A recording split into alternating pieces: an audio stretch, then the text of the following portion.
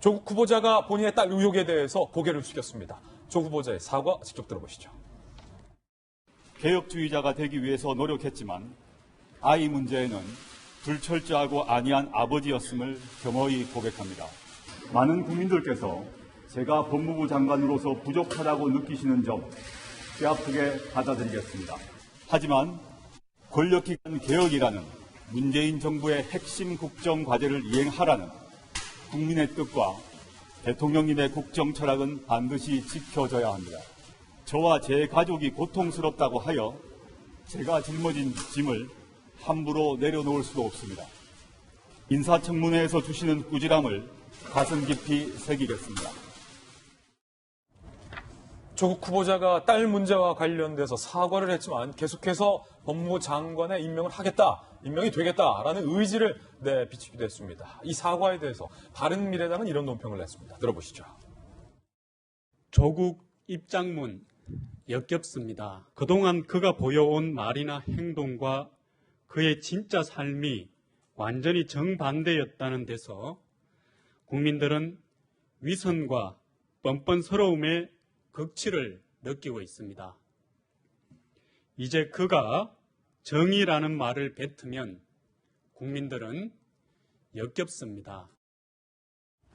바른미래당이 아주 강하게 비판을 했습니다.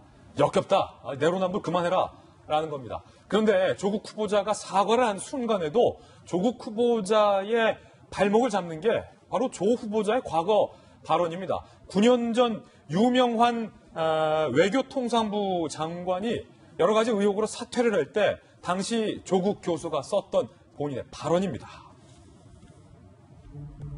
당시 유명한 외교통상부 장관 딸의 외교부 특채 문제, 그때 사퇴했어요. 결국엔 그때 2010년에 조국 당시 교수였죠. 이렇게 글을 남깁니다. 유명환을 비롯한 고위직들이 무슨 일만 터지면 사과라, 일 터지기 전에 사과해야지 일 터지고 나서 사과한다 비판하면서 이런 말을 해요. 팔이 나왔어. 앞발을 싹싹 비빌 때 이놈이 사과한다고 착각하지 말라. 2010년 본인이 한 발언이 요즘 다시 회자되고 있습니다. 이에 내 말을 추가하자면 뭔가 빨아먹을 준비를 할 때이고 우리는 이놈을 때려잡아야 할 때이다. 그러면서 퍽 소리까지 뭔가 파리채로 지금 때려잡는다. 파리가 앞발을 싹싹 빌 때 사과가 아니라 빨아먹을 준비를 해야 된다. 이때 때려잡아야 한다. 박정아 대변인. 그때랑 지금이랑 상황이 똑같아요. 딸의 각종, 그때는 채용 비리 의혹, 이번에는 입시 의혹인데 사과까지 했어요. 사과를 했어요. 사과를 했는데 지금까지는 딸 문제, 운동학원 문제, 그다음에 사모펀드 문제 이런 것 등등으로 해서 본인이 지금까지 했던 것과 다른 위선과 탐욕을 봤다면 정말 국민들이 얼마나 아파하고 있고 힘들어하는지에 대해서 잘못 모르고 맥락 부조화, 인지 부조화의 사과를 하면서 천박한 사과에 대한 인식까지도 보여주고 있는 듯합니다. 앞서 봤지만 개혁주의자가 되고자 글쎄 지금까지 보여줬던 게 개혁주의자의 모습입니까? 그리고 당시 존재했던 법과 제도를 따랐다고 하지만 글쎄 딸과 관련한 문제가 법과 제도를 따랐습니까?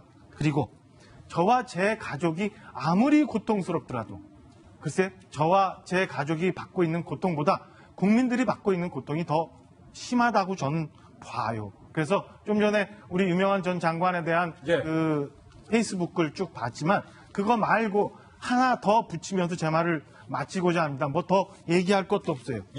박근혜 전 대통령이 탄핵 논의가 일어나면서 촛불 시위가 격화됐을 때 이런 얘기합니다. 사람을 무는 개가 물에 빠졌을 때 그 개를 구해줘서는 안 된다. 오히려 더 두들겨 패야 한다. 그렇지 않으면 개가 물에 나와 다시 그 사람을 문다.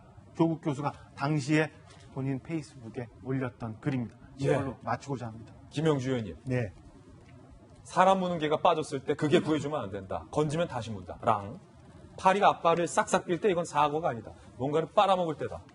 아마 그때 당시에는 본인의 글이 지금 본인에게 회자될 줄 예상 못했을 거예요. 그렇습니다. 실제적으로 그야말로 어떤 본인이 개혁의 주체라고만 생각했지 개혁의 대상이 될 것이다. 이렇게 과감히 많은 사람들이 반대한 그런, 물론 자기가 스스로 알겠죠. 일정한 정도의 말하자면 문제가 될 만한 일들이 있었다라는 건 본인이 알 수 있는데 이 정도 심각한 문제가 못 된다라고 생각했기 때문에 문제가 되는 겁니다.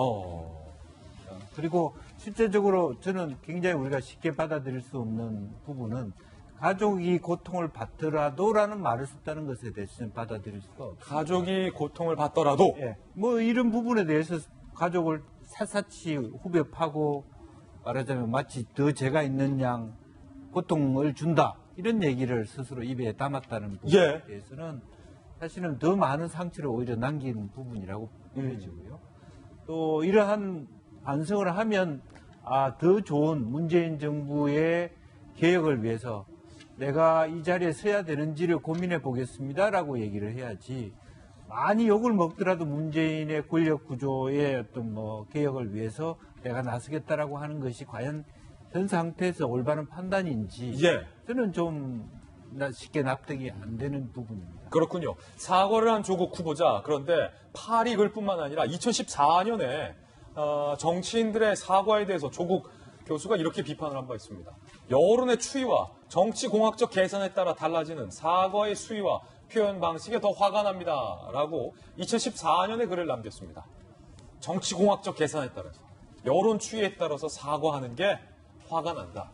허은하 소장님. 네. 조국 수석이 썼다라는 것을 가리고 이 글을 지금 본다면 여러 가지 다르게 읽힐 것 같아요. 조금 전에 보셨던 네. 사과, 이미지 분석 전문가이시니까 네. 진정성이 있는 사과라고 보십니까? 어떻게 보이세요? 저는 어저께 그 뉴스와 직접 말씀하시는 영상을 계속 보면서 왜 진정성이 느껴지지 않을까? 왜 나한테는 저게 사과로 느껴지지 않을까라는 생각을 하면서 지속적으로 분석을 좀 해봤습니다. 예. 그 이유가 있는 것 같아요. 그 이유는 그 사과를 우리 국민에게 한 게 아니기 때문입니다. 예. 기본적으로 커뮤니케이션을 할 때 가장 중요한 핵심은 화자와 청자가 있는데요. 말하는 사람이 듣는 사람을 정합니다. 저희 쪽의 얘기면 A임이라고 해요. 그래서 A는 오디언스, 그러니까 듣는 사람. 그다음에 I는 인텐트해서 목적. 그리고 M은 메시지입니다. 그러니까 내가 말하고자 하는 사람에게 어떤 의도를, 목적을 가지고 어떤 메시지를 전하느냐가 상당히 커뮤니케이션도 중요하다라는 기본 공식이 있는데 지금 조국 후보자가 말하고 싶은 청중은 우리 국민이 아니라 청와대예요. 청와대한테 네. 얘기한 거다. 지금 문재인 대통령께도 말씀을 하시는 것 같고 또한 그 지지자들에게도 이야기하고 있다라는 생각이 듭니다. 왜냐하면 목적이 명확해요. 나는 청문회에 갈 것이고 나는 장관이 되겠습니다라는 목적이 명확하고 그거에 대한 메시지가 무엇이냐. 아무리 내 어깨에 힘이 들어가고 힘든 짐을 실어주더라도 예. 나는 끝까지 가겠다라는 말씀도 하셨고요. 또한 법적 싸움도 있었고요. 또 고통스럽게 나를 이야기한다라는 말씀을 하시면서 법적인 것에 대한 것은 문제가 없지만 라는 말씀들을 하시더라고요. 기존의 조국 후보자가 트위터라던가 페이스북에 글을 쓸 때는 분명 청중이 국민이었습니다.